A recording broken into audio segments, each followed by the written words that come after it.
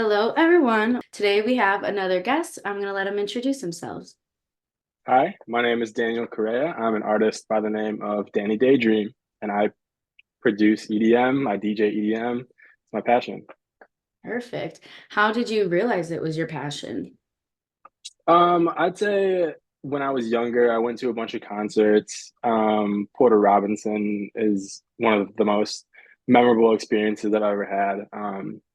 I think it was just, I'd always been a fan of music, and then when this new digital synthetic sound kind of started breaching pop music is when I just sort of was like, wow, this is so cool. That's when I figured out that I really love this genre.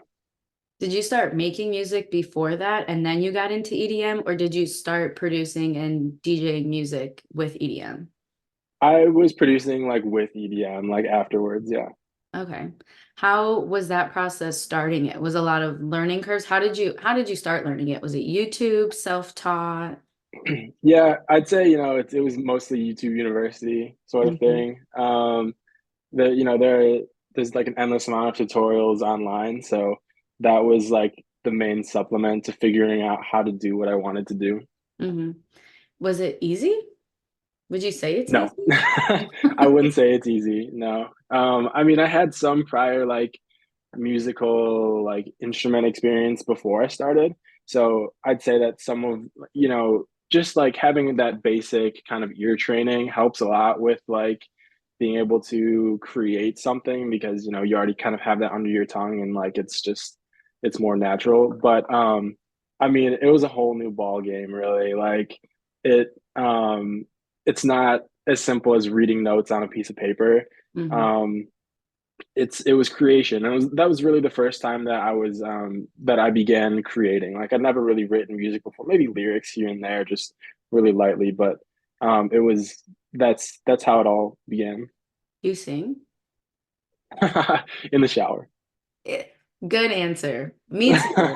And I Yeah, feel like I'm really good in the shower, and then I like have like some self-confidence when I'm like singing in my kitchen. So I record myself, and then all yeah, the confidence goes away. There's no hope for a singing career for me, like at all. yeah, yeah. I'm pretty much the same way. Yeah. I enjoy it. You know what I mean? It's just Hmm. I'm not gonna go pro. Yeah. Or like in the shower, driving in the car kind of Exactly. me. Yeah. Downtime. Yeah. Yeah. So EDM is, I don't know exactly when it became a music genre, but it hasn't been around, I'm assuming, for as long as we have been alive. So, what music were you listening to beforehand? And do you think that it kind of influences how you create your songs?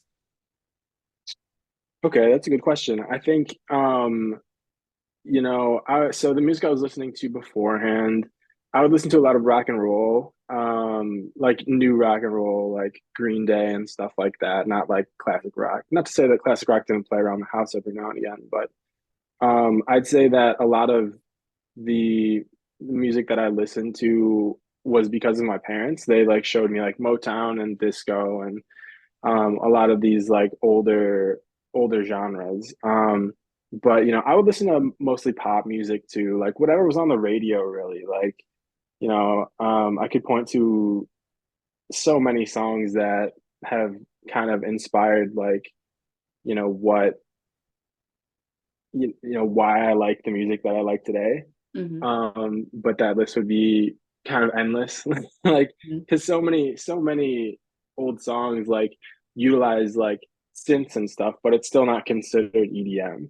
So I guess you could point to The Who, Baba O'Reilly, it's only teenage wasteland is the Hmm. singing talent for you.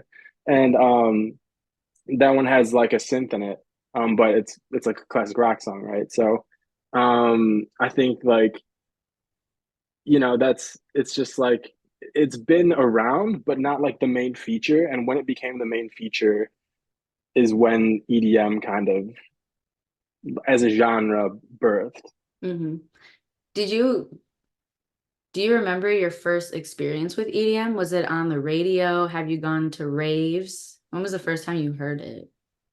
The first time I heard it, I think it really caught my attention when I went to concerts and like raves when I was like 17 years old, 16, 17 years old.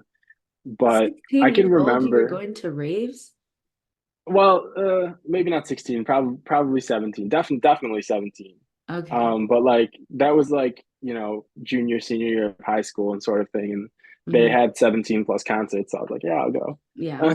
But like I think the very first time that I can recall like EDM specifically being EDM to me was Skrillex. He had this Hmm. song called Scary Monsters and Nice Sprites, and like that was the birth of like dubstep or bro step, a lot of people in the scene call it.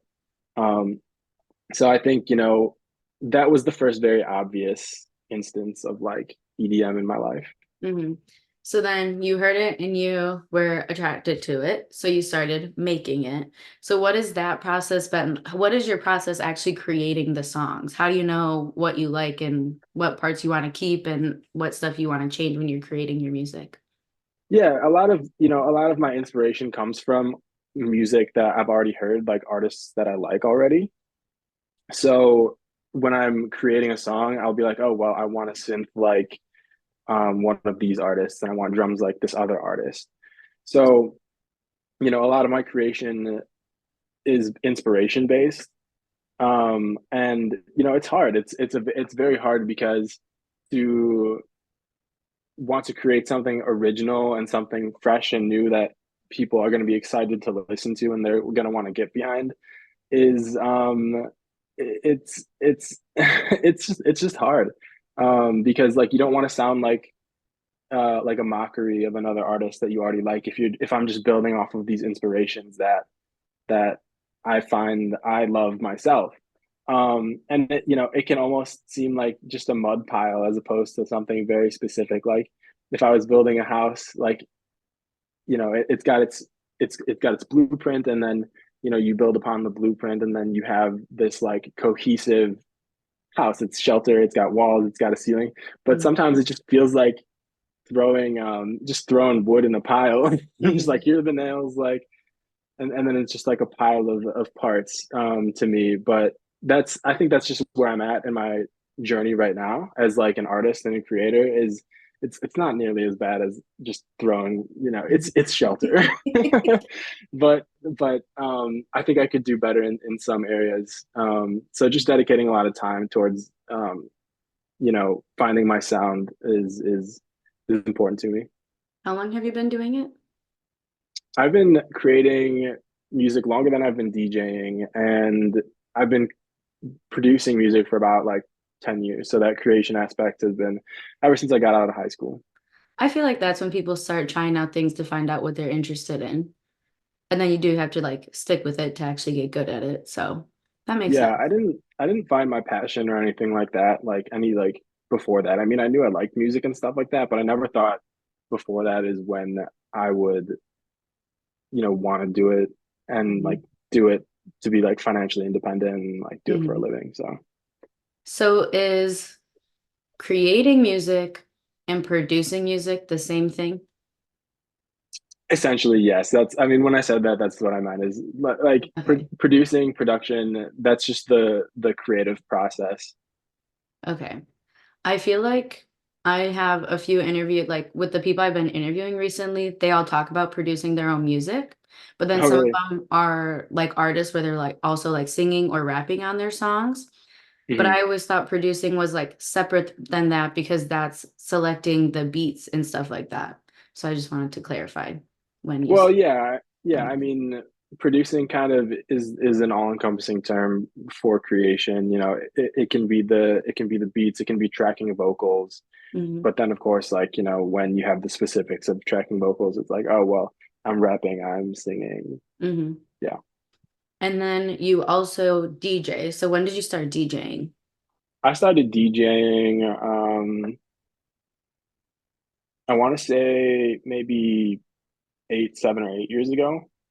The first shows I saw were DJs, and so I kind of knew I wanted to make music that would be DJable, like music that Mhm. I could, do the same thing as them, right? So yeah, just about 7 or 8 years. I don't understand DJs like at Okay. all. Yeah. Because are you okay? So I go to a bar, right? And he's like DJing music. Mhm. How do you know? Are you pre-mixing these songs or are you really just mixing them on the spot? And how do you know what to do before it actually like hits my ears? Does that make sense? Exactly. Yeah. I mean, that's something that a lot of people say. And it's like it's not like we can like see the future or anything like that. So it's not like we're gonna know whether or not a song we play is just gonna smack. But Hmm. we know that like, if we mix it in a certain way, it's gonna make for a smooth transition. And that smooth transition is pleasant to the ears, and Hmm. that's what people would consider good art. So in that sense, we know that it's gonna go over well, or if like we're mixing on the spot and we have like a horrible transition, that's like what a DJ essentially, most DJs are doing. And so there's a couple different like styles of DJing, and like if you're in a bar and you're listening to hip hop and pop music and maybe some like house or like dance tracks, that's essentially deemed open format. And so I do a little bit of open format mixing, and then there's club mixing, which is like usually it can be hip hop, it can also be pop, and it can also be dance. But so there's this fine line, right? And I think usually when it comes to dance music, there are a few techniques that have stemmed from dance music called beat matching and that sort of thing, where you just have specific transitions that always work. And the it can be a lot easier to rely on those transitions in the club mix. An open format I find is harder because usually you're bouncing between genres. And I'd say club mixing, you're not always bouncing between genres. It's more that's like where the difference is, the fine line. But yeah, I think, what is a DJ doing? Some of those like big festivals that you see, like Tomorrowland, those are infamous for like, making DJs pre-record their mix. So they'll have to like, I know it's you made that face like, well then what are they doing? Like essentially they're just dancing and hyping up Yeah. the Well, crowd for the I mix could that do they that, made. you know? Give me all Yeah, that yeah, money and yeah. I mean, I figure it's still a skill, but they yeah. for that sort of thing, they draw in big crowds, so that there's so Yeah. much to say about what that's worth. But yeah, it's just depends. How do they do that then for the ones where they're required to do the pre-recorded mixes? Because what if Hmm. the crowd's just not responding good to it? Do they just have to like Yeah, deal with it for the however many seconds that part of the song is on? I mean, I figure that, you know, to some degree, because people paid so much money and they're at a festival listening to loud music, they're gonna naturally have like this energy that like, you know, brings something to the stage. And they're gonna respond to whatever music they're hearing, no matter what. And of Hmm. course, they're drinking and whatever. So they're gonna have a good time because they need to have a good time. It True. feels like. True. Um, so yeah. Is that your ultimate goal with DJing is to perform at or have sets at those big festivals? I mean, my ultimate goal as a DJ is to have fun. I never want it to become work for me. Hmm. And I found that recently, like, doing some of these open format stuff and things for money, it feels like work.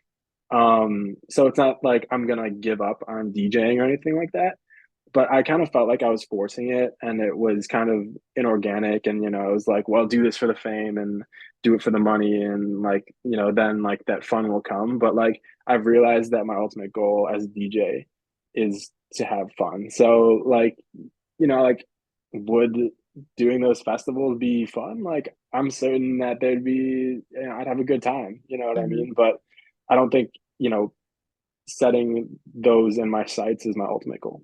Okay. You've DJ'd events before, right? Correct. I think I saw that you were doing it at was it like a restaurant or a bar for a little while? Yeah, it's a restaurant bar hybrid. Hmm. So Are there any songs you'll just refuse to play? Like you're just like, I can't listen to like if someone requested, are you just like, that's not happening?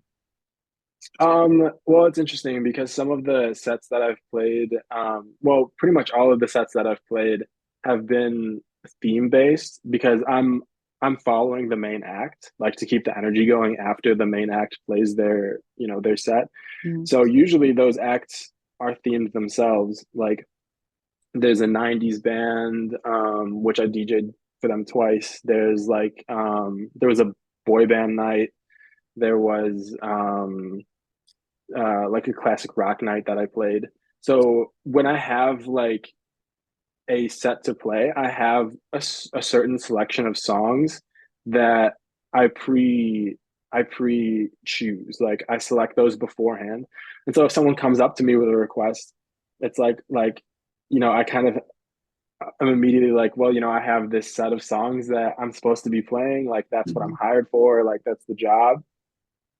It's not like a wedding, and I haven't DJed any weddings, but like, if someone comes up to me at a wedding or a different event, like my reaction would be different because it's like, you know, I'm supposed to be playing for the crowd, like giving them a good time in a different sense. So, I can't say that there are any songs like I've had requests and stuff, but I've had Mhm. to just like kind of softly deny them. Mhm. But I don't think, if it came down to it, I don't think there's a song that I wouldn't play. I mean, I don't Okay. know right now, but I don't, Yeah. from just like looking at it from here and now, I don't think that there was a song I wouldn't play. Yeah.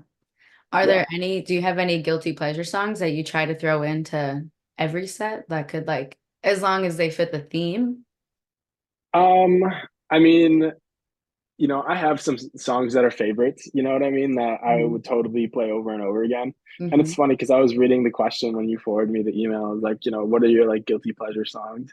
And I was like, well, one of them was this like one of my sets was a boy band night, right? And so that's and I've listened when I was younger. I listened to a bunch of boy bands. I listened to the Jonas Brothers and like, I've listened to the Backstreet Boys and NSYNC and stuff like that. So it's really easy to be like, well, those are my guilty pleasure songs. So I got a whole set of like guilty pleasure. Hmm. Yeah. So it was funny because I was just up there like popping it out to like what like Jonas Brothers, Hanson. I think I played some Hanson and like just all these, Justin Timberlake. Like, yeah. So I'd The say that, right songs. that's the Yeah. extent of that. Yeah. Is there any genres that you don't like? Would you find it hard to DJ or produce music for genres that you don't like? I would certainly find it difficult to produce music that I don't listen to or don't like. There's not a lot of, it's I don't really want to say that there's music I don't like. I think there's just music I don't listen to or music that I don't relate to because there's a time for everything, I think. And I would probably point to like heavy metal being the the genre that I just don't listen to. I listen to everything else. Like I'll listen to country, I'll listen to hip hop. Those K-pop. tend to be like K-pop. Oh, I don't listen to a lot of K-pop either, but I can't, Mhm. if I'm if I had to say my least favorite, it's I just don't relate to like screamo heavy metal. Hmm. But I'd say that one of the hardest sets I think that I ever played, or my least favorite sort of set that I played was a classic rock set. And it the transitions were just difficult for me. Like I there's no signifying feature of each song. Like there they there are like intros that are iconic and guitar solos and riffs that are iconic and recognizable. But I just found transitioning between them very challenging. Every single song would fade out at the end, like after like a long outro. Um, and I found the selection part was the easiest part of that set. Like I could I could find songs that made sense for one to follow the other, energy wise, vibe wise, and specifically like lyric wise. Like lyric wise, that's what I found the easiest part. But the transitions, I felt like I could have just been clicking on like next on a Spotify, Hmm. like playhead and just been because the transitions were super basic. So that was a challenge for me. You know, if you would ask me whether or not I learned anything from it, I'd just say like I'm familiar with that genre now. Mhm. And, whether or not I would do it again, maybe, if the price is right. But I think I'd prepare more. I'd prepare more for it beforehand. hmm I feel like it's good that you listen to a lot of different genres of music because then it does make you more versatile. And even when you go into Yeah. producing the music, you can pull things from all those different kinds of genres, you know? Absolutely. It's kind of a double-edged sword because like being exposed to all those different genres is a can be good because like, I have that exposure and the more the merrier in a sense. But also being so exposed to everything kind of it's like how do I narrow it down? Like I've really gotta like, find something that fits and works. hmm What do you listen to in your free time? What kind of music? In my free time, What's your it depends on go-to? how I'm feeling. Yeah. Like, if I'm really in my emotions, I'll be listening to maybe R&B or just like contemporary stuff like that. But a lot of the time it's dance music, hmm house music, like future bass, trap, some of the subgenres. Can you tell me if I'm weird for this? Like in your opinion? Yeah. I can't like get so hyped to R&B. Like a lot of people listen to it like when they're in there's like they're like lower like moods and stuff, but like Yeah, I get same. hyped off of like R&B music and I just like I haven't met someone else who really does that. So like what's your thoughts on that? Like am I just crazy? I wouldn't say you're crazy. I'd say that everyone has something that works for them in a specific way. So, I mean, I wouldn't say that you're crazy for that. Yeah, I I'll personally, I don't.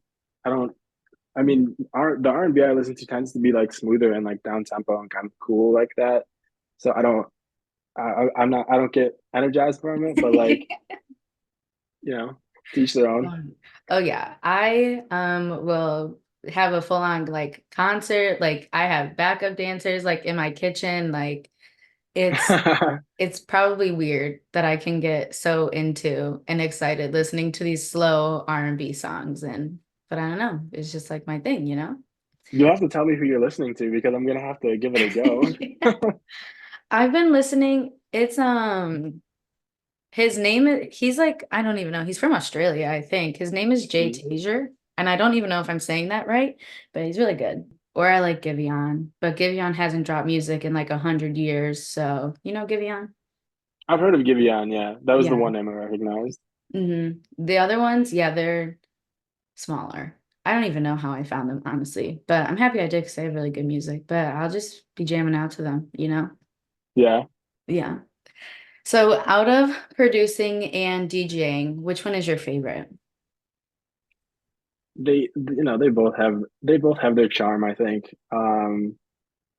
I don't know. I'd say I spend more time producing because I don't always have a gig, but when I'm DJing, I go all out. So like in that sense, like I love both. What has been your favorite crowd reaction when you've been DJing? My favorite crowd reaction. Um, a few things come up. I think um I just love it when and it happens often when people are singing along. That's how I know that like I've done something worthwhile to Mm, them. It's just singing along is just like a sign of like a good time. So true. I find it hard to enjoy music when I can't sing along. No, I take that back because I listen to K-pop and I don't know Korean, but I still really enjoy listening to K-pop. okay. But I find maybe because I've heard this song so much, but I like to know the like beats of the song. And that's why I can never really get into EDM because I just feel like there's so much happening and it's so hard for me to dance to it because I never know when it's Yeah. gonna switch up and then I look dumb because I'm off beat, you know?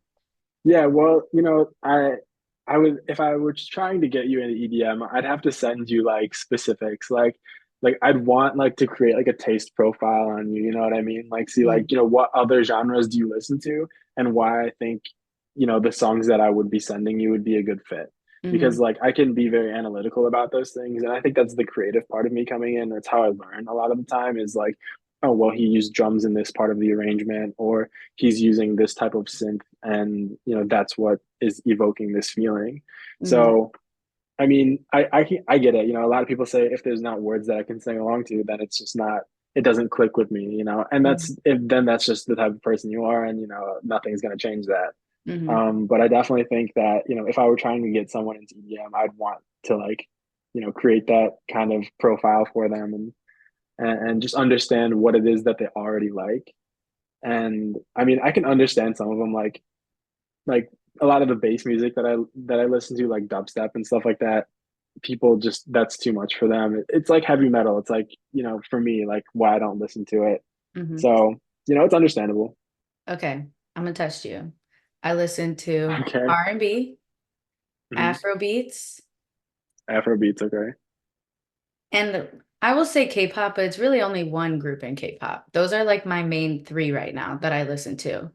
But I also like Central C, so that was like UK drill. I got into that for a little bit. Okay, I've heard of Central C. What else do I listen to? We'll just go based off of that. What's one song you recommend? Oh, it's so tough. Like I feel like I need time. One song I recommend off of that. Oh my gosh. This wasn't in the questions you sent me. This was the question. Um, Okay, okay, fine. so you said You send me one at a later time. that's fair. I will send you at a Yeah. later time. Send me one song at a later time once you've had time to think about it. And I will have to make a TikTok, I guess, updating the listeners if I enjoyed the song Yes, it's a based great off of idea. what I told you. Oh no, I'm nervous.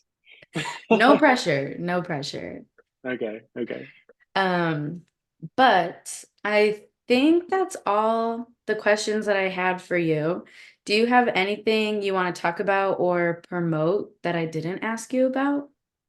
I would just promote my socials. Everything's at Dany Daydream or at Dany.Daydream. You can find me on socials. You just look up Dany Daydream. There's like a pink logo with two D's and like a rainbow exclamation point behind it. It's very recognizable And it'll be brand. tagged below. Awesome. Yeah, it'll be kind of a lot. So yeah, if you want to support me, I would love it if you would listen to some of my music. I'm on SoundCloud. I'm on Spotify and Apple Music. So yeah, it was so much fun. Thank you for having me. I actually did have one more question. Yeah. When you're listening to music in the car, non non like dance party music, when you're listening to other genres, do you find that because you've been producing music and yeah, producing music, does it affect how you listen to other genres of music? Um, I mean, I'd say that's a really good question. When I'm listening to music just casually,